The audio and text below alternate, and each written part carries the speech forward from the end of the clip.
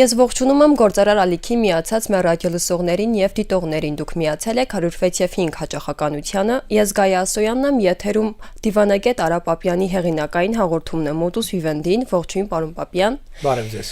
Խոսենք անցյալ շաբաթ կայացած Նիկոլ Փաշինյանի եւ Վլադիմիր Պուտինի հանդիպումից։ Կարծես թե հանդիպումը պլանավորված չէր, ինչ եք կարծում։ Վարչապետը ներկայացել էր հայկական օրակարգով, թե նրան հրավիրել էին, գուցե կանչել։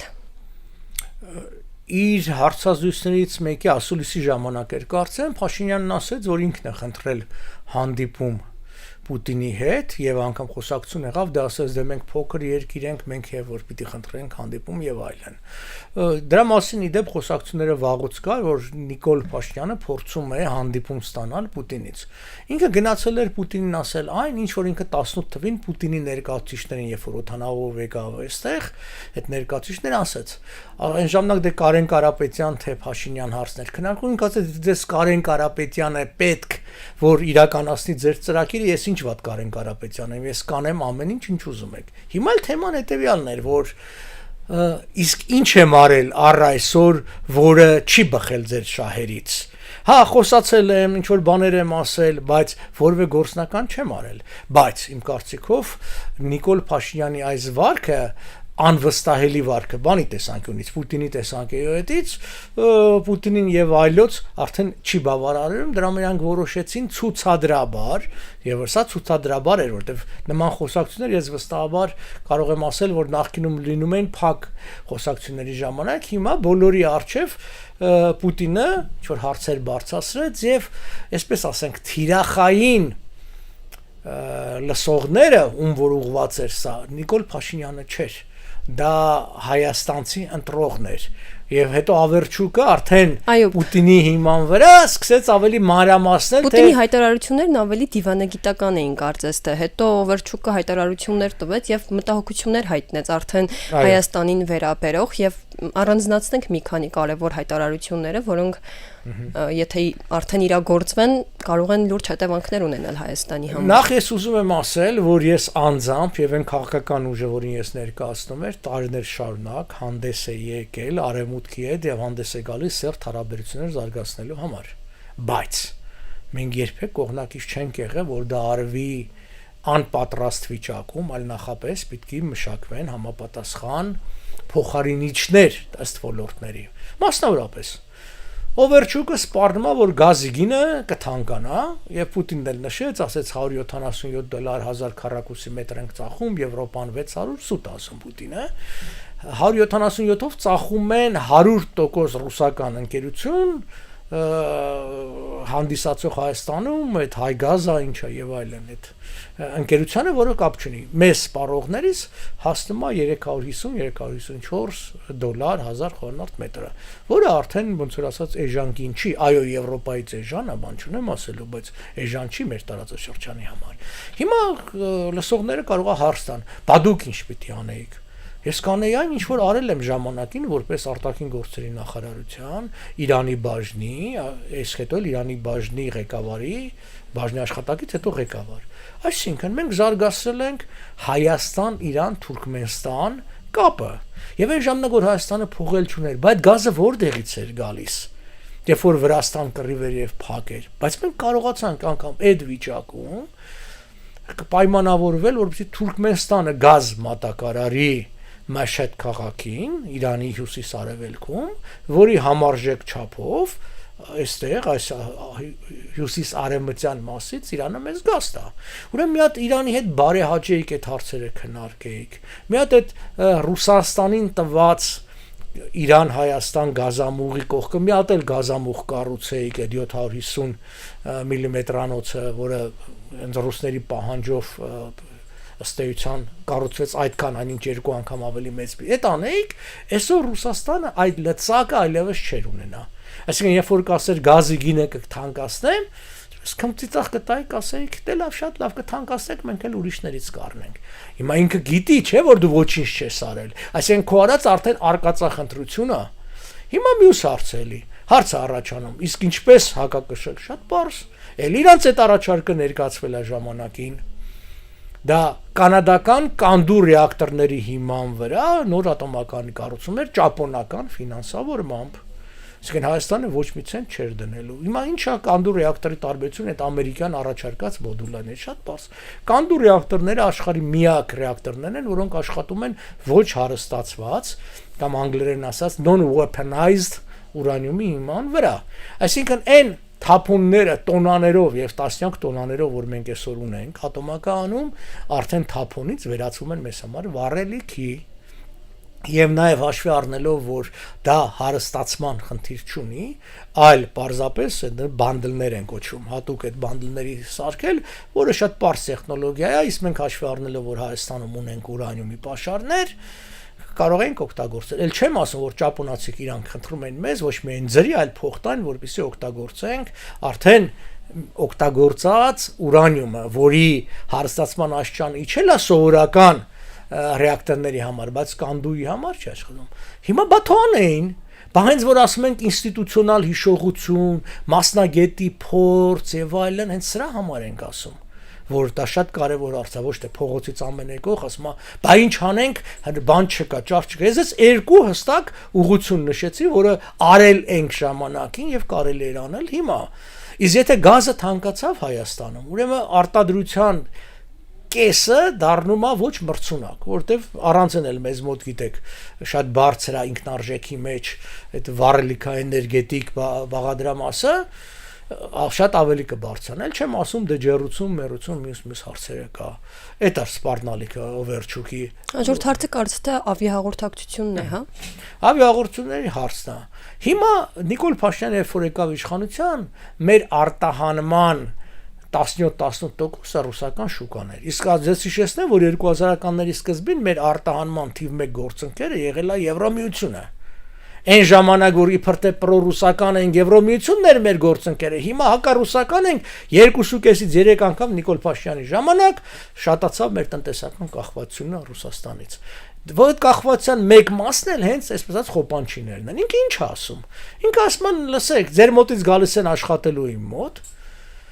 Ես այդ կխզեմ օթանավային կապը, որ նշանակում է այդ մարդիկ չեն կարողանա գալ գնալ, նաև բնականաբար են ռուսները IT ոլորտի եւ այլն, նրանք չեն կարող գալ գնալ եւ այլն, այդ բանա։ Հիմա այս 7 տարվա իշխանության օրոք մեկ օթանավ Հայաստանը արդյոք գնել է։ Մեկ օթանավ չկա։ Հայաստանը ունի մի օթանավ, որը տարիներ առաջ է գնվել, դա այսպես կոչված ժամանակ նախագահի օթանավն էր։ Այն ժամանակ կարծեմ 40 միլիոն վճարեցին, էդ է, որ Նիկոլայը դրանով ֆրֆրում է։ Էդ էլ իր առածը չի։ Իսկ Հայաստանը ոչ մի օթանավ չունի, սեփական օթանավ չունի Հայաստանը։ Բանեիք 7 միլիարդ 8 միլիարդը վարկեք վերցրել, պարտքեք վերցրել, բանեիք, այսինքն Հայաստանի նման երկիրը, որը ապրել է շրջափակում, դուք շատ երիտասարդ եք չեք հիշի, ես լավ հիշում եմ, այսինքն որ փակեր ամեն ինչ, այսինքն բացի օդից հնարավոր չի որ այդ բանը կրկնվի, շատ հնարավոր է։ Բա մեր երկու օթանավ չունենաս, որ այսինքն գոնե կարողանաս են ամենաանհրաժեշտ դեղորայքն ու բաները բերես։ Թե հույսդ նրա վրա որ ուրիշից պետք է վարձես, 44-րդ պատերազմը ցույց տվեց, որ հենց պատերազմա լինում, բոլորը մի կողմ են քաշնում եւ պատրաստ չեն քեզ տրամադրելու այդ ամբողջը։ Այսինքն, այդ ասենք Օվերչուկի այդ սպառնալիքները իրենք բնականաբար սպառնում են Հայաստանին, որպիսի ինչպես իրենք ասեցին, պրոռուսական ուժերը մասնակցեն ընտրություններին։ Եվ Պուտինը հայտարարեց, որ ռուսամետ ուժերը եւս մասնակցեն ընտրություններին։ Պարտի հոգնակյով։ Այնուհետև Փաշինյանն այստեղ արձագանքեց, որ Պուտինը տեղյակ չէ Հայաստանի օրենսդրական կարևոր առանձնահատկություններին։ Արդյոք Պուտինը իրապես տեղյակ չէր այդ ամենից։ Չէ, տեսեք, որևէ օրենք չկա, որը արգելում է երկհաղաքացիություն է պրոռուսական, ցավոք սրտի հետ կամ պրոթուրքական, էլի ցավոք սրտի պրոուզբեկական որևէ ուժի մեջտեղ կան եւ գործել։ Դուք չեք կարող այդ որոշել, այսինքն դուք քաղաքական ծրագրով չի որ պիտի գործես, այլ այն ցուցակի մեջ ներգրավվածների քաղաքացիությամբ։ Եթե նրանք երկհաղաքացի են, չես կարող։ Հա, հենց հարցը դրան է։ Հա, այդ սահմանը փակում, բայց Պուտինը չէր ասում, որ երկհաղաքացիներին բեր գրանցի։ Ինքը ասում էր պրոռուսական ուժերը թող մասնակցեն։ Սրա մասին էր խոսքը, եւ ես չեմ կարծում, որ որևէ օրինակ ես երկու ընտրությունների իմ քաղաքական ուժը մասնակցել է, ես չեմ մասնակցել, որտեվ ես քաղաքացի, ես երկքաղաքացի եմ, այսինքն ես ռուսական չէ, բայց կանադայի քաղաքացի եմ նաև։ Եվ օրենքը թույլ չի տալիս քեզ հրաժարվել այդ քաղաքացիությունից եւ մասնակցել։ Էս էլ շատ խորամանկ է։ Օրենքն ասում է, որ դու պիտի հրաժարվես քո երկրորդ քաղաքը, հետո 4 տարի հետո միայն մասնակցես։ Ասում վերջի 4 տարին այսինքն ով նման քայլի կարող է գնալ, այսինքն պիտի գնա դու այսօր հրաժարվում ես 4 տարի հետո չգիտես ինչա լինելու եւ այլն եւ այս բանը։ Մյուս կողմից դա ասեմ, այդ օրենքը, այն օրենքն է, որը իրավացիորեն քննադատվել է Նիկոլ Փաշինյանի կողմից։ Դա Սերժ Սարգսյանը մցրեց։ Սերժ Սարգսյանը դա մցրեց, որովհետեւ բոլոր նախորդ ընտրությունները ցույց էին տալիս, որ Սփյուռքում տեղակայված ընտրատեղամասերում եւ Սփյուռքում ապրող կամ արտերկրում ապրող Հայաստանի քաղաքացիները միշտ ավելի ընդդիմադիր դիրքորոշում ունեն իշխանության նկատմամբ եւ դա միայն ռուսական համայնքը չի, որտեվ չգիտես ինչի մենակ այդ Ռուսաստանի համայնքն են բերում։ Եթե որևէ մեկը թվում է, որ Լոս Անջելեսի համայնքը քվեարկում էր Հայաստանի իշխանությունների օգտին, սխալվում եք։ Բոլոր դեմ են եղել, որտեվ բոլորը իրենց դժբախտության, եթե անգամ ֆինանսապես լավ են, օտարության մեջ հայտնվելու մեղավոր համարում են Հայաստանի իշխանությունները, դեմ են քվեարկում։ Հիմա Սերժ Սարգսյանը դա փոխեց սահմանադրությամբ եւ օրենսդրությամբ, դրեց այդ սահմանափակը, խոսելով Սփյուռքին ներգրավելու մասին, Սփյուռքին ընդհանրապես ոչ միայն Սփյուռքին, հայաստանցիներին դուրս թողեցին։ Նիկոլ Փաշինյանը դա անվանեց Սերժ Սարգսյանի հակով կարված կոստյում, բայց ինքը եկավ, հակավ այդ կոստյում, ասեց լավ էլ վրես նստում, ասենց էլ թող լինի։ Այնինչ դա սահմանադրության խախտում է, որովհետև այս սահմանադրության Հայաստանի Հանրապետության քաղաքացին իրավունք ունի ընտրելու եւ ընտրվելու։ Անկախ նրանից նա 10 երկրի քաղաքացի է, թե չէ ինքը շարունակում է մնալ Հայաստանի Հանրապետության քաղաքացի, եւ եթե դու նրան զրկում ես ընտրվելու իրավունքից, դու խախտում ես նրա սահմանադրական իրավունքները։ Բայց նորից եմ կրկնում, կոնկրետ եթե վերադառնում ենք Պուտին Փաշինյան այդ երկխոսությանը, խոսքը չի վերաբերել անձանց գրանցելու մասին, որը այսօրվա օրենքով չի թույլատրում, այլ խոսքը վերաբերել է կուսակցություններին ընտրությանը մասնակցելու մասին։ Վերադառնանք ձեր այն մտքին, որ ինչպես կարող էր Երևանը կանխատեսել այս ամենը, բայց հիմա այս իրականությունում Երևանն ինչպես կարող է կարելի ասել հակադրել վերջնագրի տեսքով Մոսկվայի պայմաններին, հենց այս իրականությունում, ոչ թե ինչ չէր արել, այլ հիմա ինչ պետք է անի։ Նախ ասենք, այդ քաղաքական գործիչի կարևորությունը, էությունը կանխատեսելն է։ Ինչ է նշանակում կառավարել։ Կառավարել նշանակում կանխատեսել, այսինքն դու պիտի կանխատեսես, օրինակ 2 տարի հետո քո էներգետիկ համակարգի ինչ խնդիրներ կլինի, որ այսօրվանից դրա մասին մտածես։ Ինչա դժվար էր կանխատեսել, որ ռուսները դժգոհելու են մեր Եվրոմիության անդամակցության ցանկությունից։ Այսինքն եթե էտել չեն կանխատեսել, էտել չեն հասկացել, ուրեմն ընդհանրապես բանի պետք չեն, դա պարզ էր, որ եւ դրա մասին ի դեպ ասեմ Օվերչուկը վաղուց էլ այլ է խոսած, եթե նայեք այն առաջի, այսպես ասած, հանրակվել չէ, հարցախույզների բանի ժամանակ անընդհատ Օվերչուկն ասում էր, որ դուք չեք կարող միաժամանակ Եվրոմիության եւ Եվրասիական տնտեսության միության անդամ լինել, որտեւ մաքսային միություն են։ Հա, դե դրա համար անեիք։ Բայց ինչ եք խեղդում այստեղ փոքր ու միջին բիզնեսը փոխանակ հնարավորություններ տակ եւ բացեք եվրոպական շուկան։ Բա երկար ժամանակ որ բանակցում էին Եվրոմիության հետ, հիշում եք ասոցիացիան պայմանագիր, պիտի ստորագրվեր եւ այլն։ Ամբողջը բանակցած պատրաստ է, բա ստորագրեիք, բա առաջ տանեիք այդքան անդադ խոսում են վիզաների ազատականացման մասին, հա։ Մի հատ հարցրեք տուրիստական գործակալություններին, արդյոք հեշտ է այսօր ավելի է հեշտացել վիզաներ ստանալը Եվրոմիության երկրներ, թե ավելի է վատացել ու բարդացել եւ ավելի վատանալու է։ Հիմա ինչ պիտի անի իշխանությունը։ Արդեն ուշ է։ 2 ամսում ոչ բան էլ չկարողան, ինչ պիտի անի, այսինքն արենտրանքային էներգետիկ աղբյուր պիտի ստեղծի, արենտրանքային, այսինքն ատոմականի կառուցելը 4-ից 6 տարի է տևում։ Այսինքն կամ նոր գազամուղ պիտի կառուցի, դե լավ, խոսում են անընդհատ երկաթուղու մասին։ ասում են երկաթուղին, չգիտեմ, իմ դիդեպ հենց այստեղ ես այս սենյակից դեռ 18-ին հաղորդումներ եմ ունեցել, կխնդրեմ հանդիսատեմ մտնել նայել ուրիշ տեղից եւ խոսել եմ երկաթուղու համակարգում, այսինքն որը առաջ հայկական երկաթուղ էր կոչվում Армянская железная дорога, հիմա Южно-Կավկազский է։ Էդ էլ անտեսեցին այդ թալանի մասին, որ տեղի է ունեցել եւ փաստաթղթեր են փոխանցել անձամբ Նիկոլ Փաշինյանի, ես չէ։ Իր մոտ անձանցից մեկի բա թող մի բան անեին, ում են ձերբակալի առասյոր, չէ, փոխանցողին գործից անեցին։ Ու այդ թալանը չկարողացան հետ բերեն։ Պուտինը մատ թափ տվեց, էդ էլ ժողովուրդ հիշեք, մի հատ մտեք նայեք բանի վրա, Նիկոլի վրա եւ Նիկոլը հետ կանգնեց իսկույն։ Այսինքն դու քո խոստումներից որևէ մեկը չես կատարել, եկել է 2 ամիս է մնացել, հիմա բան ես խաղում, հերոս ես ուզում խաղաս։ Պուտինն էլ որպեսի քեզ բան անի ոնց որ ասած աջակցի, որտեվ էլ եմ կրկնում, ինչ տարբերակ էլ ուզում ալնի Պուտինի համար լավ է, Նիկոլն էլ մնա լավ է, այսպես ասած այդ պրոռուսական ուժերն էլ լավ է, երկուսն էլ պրոռուսական են։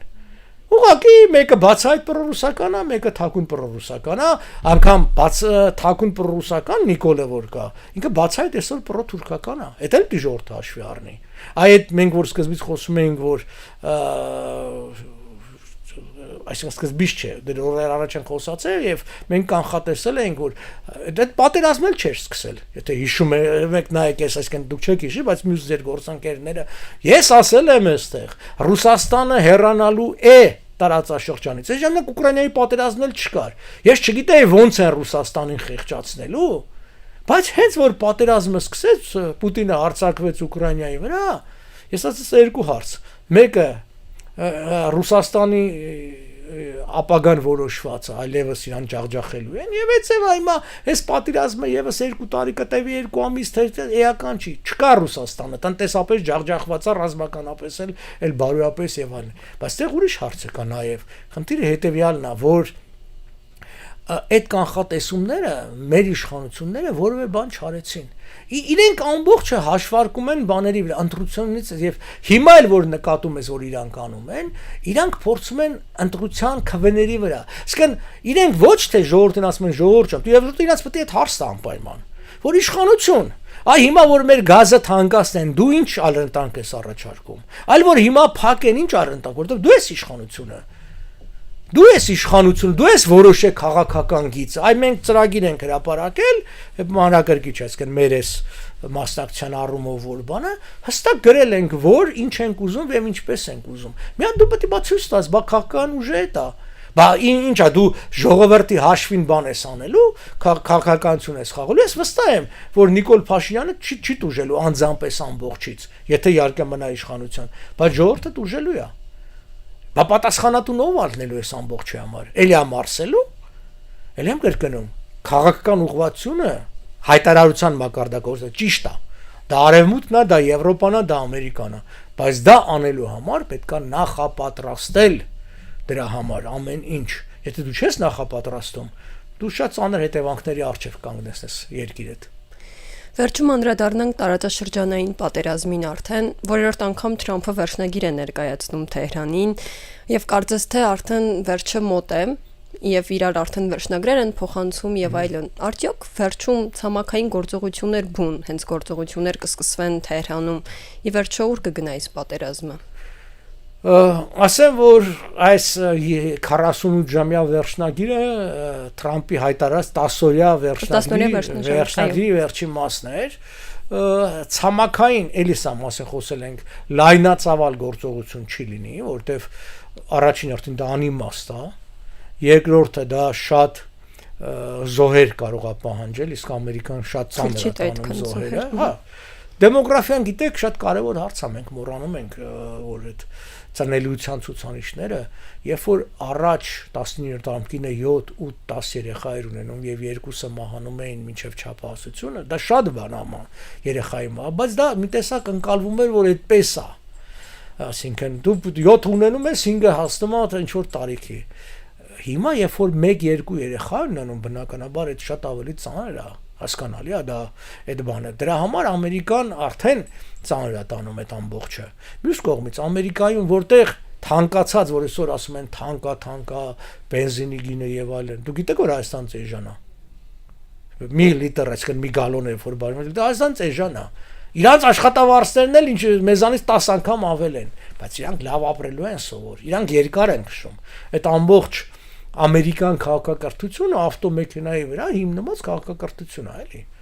Ով եղել է գիտի, այսինքն այնտեղ համարյա մայթ հասկացությունը նորմալ չկա, այսինքն եվրոպական տիպի քաղաքներ չեն, էլի, ավտոյով են տեղից տեղ գնում, քաղաքից քաղաք, այնտեղ որ ասում է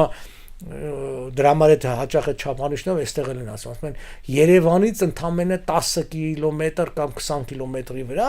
ասենք թիվ չի, բայց խնդիրն է, որ այդ 20 կիլոմետրը դու Ամերիկայում կարող անցնես 5 րոպեում, իսկ Հայաստանում այդ 20 կիլոմետր կանցնես 25 րոպեում կամ մի ժամում։ Հիմա ոնց որ ասած այսօր արտաքին քաղաքական երևույթը ավելի ներքաղաքական արտացոլում ունի Ամերիկայի ներսում, նոյեմբերի ընտրությունները եւ այլն։ Դրա համար պիտի աշխատի Թրամփը ինչ որ հաջողություն ցույց տա։ Այդ հաջողությունները նրանք պիտի անի, այսինքն թիրախային որոշակի հարվածներով, որը արել է։ Այդ թվում նույնը ասենք Խարկ կղզին, որը հիմնական արտահանման կետն է, այդտեղ ռմբակոծելն է, բայց տեսեք իրանք երբեք հիմնական արտահանման, նավթի արտահանման բաներ չեն։ Իրանք լուծել են երկու հարց։ Թիվ առաջին հակաօդային պաշտպանության ոչնչացում արվածա, թիվ երկրորդ դրանից հետո հերթականության բա միջուկային կարողությունների ոչնչացում արվածա, բալեստիկ հրթիռների ոչնչացում եւ հատկապես դրանց հեռարձակող սարքերի դրա մեծ մասամբ արվածա, դրա չորրորդը ռազմական արդյունաբերության զգալի կորուստներ պատճառված է, Ամերիկան էլ բնականաբար կորուստներ, բայց անհամեմատելի են։ Նայեք 6000 թռիչքի պարագայում Ամերիկան 5-6 օդանավ է կորցրել, էլ կորցնել ասելով ամբողջությամբ չէ, ասենք վնասվել է, բան ա եղել եւ այլն։ Դա շատ ցածր թիվ է։ 6000 թռիչքի դեպքում ընդամենը 0.1% մասին է խոսքը գնում։ Մյուս կողմից նայա, որ եթե վաղնել Թրամփը դադարեցնի, եթե իհարկե ներքաղաքական խնդիրներ չոր, իրանք իրենց խնդիրները լուծել են։ Իրանք չեն լուծել Իրանի ժողովրդի համար խնդիրները եւ Իրան ժողովրդին տված խոստումները։ Սա մեկ, որտեվ դու ժողովրդին ոգևորել ես, ասել ես, այո, դուրս արի փողոց, հետո ճիշտ այ ասում ես դուրս մնա։ Սա շատ կարևոր հարց է։ Մյուսը նա է։ Եթե այս համակարգ, այս իշխանությունը մնում է, այսօր ի պատասխան են մեր հայրենակիցների, որ ասում են Իրանի համար լավ կլինի, որ ախտի, լավ չի լինի։ Նախսից Իրանի ախտանակը չէ, սա Իրանի վարչախմբի ախտանակն է, բայց նա վարձը հետեւյալն է։ Եթե այս վարչախումբը մնում է, 6 ամիս հետո, մի տարի հետո էլի է պատերազմ լինելու։ Սա անverջ պատերազմներ է, հա, անverջ է ժողովուրդը տառապելու է, եւ ինչի՞ է ժողովրդի փոխարեն դուք որոշում իրանք ինչ պիտի անեն։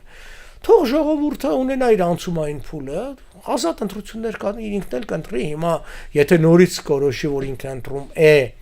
Իսլամական Հանրապետություն, թող ընտրի, բայց իմ բազմաթիվ այցերը Իրան, իմ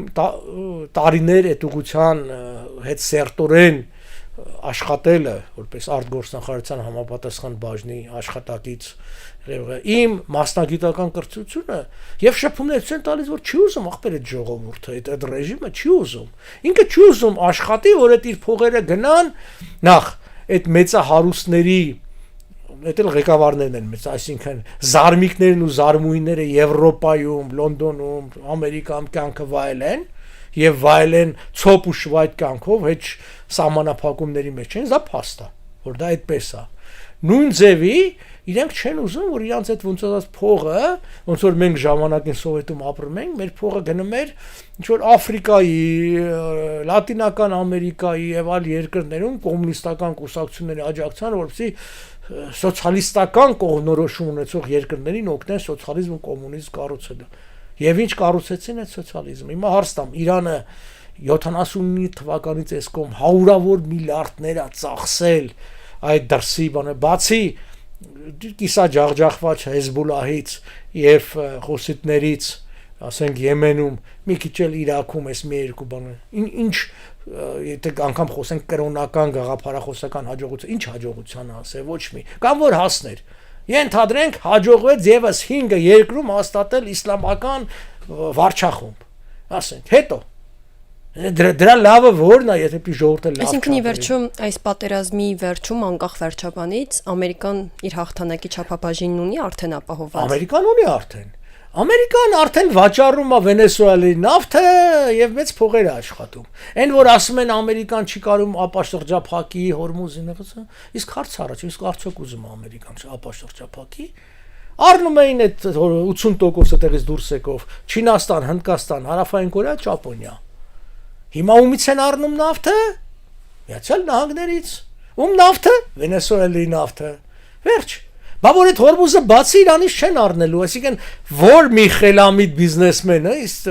Թրամփը առաջերտին բիզնեսմեն է, իր շուկան ինքը կնեղացնի։ Աշխարհում նավթ շատ կա։ Շատ կա նավթ։ Խնդիրը միշտ եղել է իրացման արդեն որ OPEC, MOPEC պայմանավորվում էին, որ կրճատել, քվոտանել, գնել նավթի արտադրություն, արտոնավետ ինչի համար, որտեվ եթե նավթը լցվի շուկա, շատ կեժանանա։ Ամերիկյան նավթը ի տարբերություն ասկան այս միջին արևելյան նավթի ինքնարժեքը թանկ է։ Դրա համար դու պիտի խնդիրներ ստեղծես միջին արևելյան նավթը համաշխարհային շուկայից անես, որ քո ավելի թանկ նավթը կարողանաս վաճառես։ Աշխարհում թիվ 1 երկիր է նավթ արտոնալող երկիրը, դա Միացյալ Նահանգներն է։ Առանց Վենեսուելա, առանց որևէ բանի, ասենք էտա նույն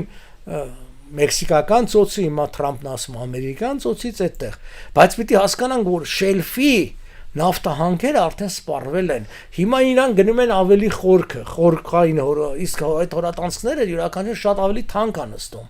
Դրա համար էժան նավթը դու հանում ես շուկայից, ոնց է այսօրվա կենցաղային վերցեք մեր շուկան։ Երբ կարաս քո թանկ ապրանքը ծախես։ Երբ որ նմանատիպ էժան ապրանքը այլևս շուկայում չկա, իսկ քեզից գալու են առնեն։ Թրամփն էլ անում է։ Լուծել այլև կրկնում, իր ռազմական խնդիրների լուծել է։ Ուղղակի սա անբարոյականություն կլինի, որ այսքանից հետո Թրամփը Իրանի ժողովրդին, որին ես շատ հարգում եւ անգամ սիրում եմ, այսինքն դա բացառիկ ժողովուրդ է, հեչ էլ կրոնամոլ չի։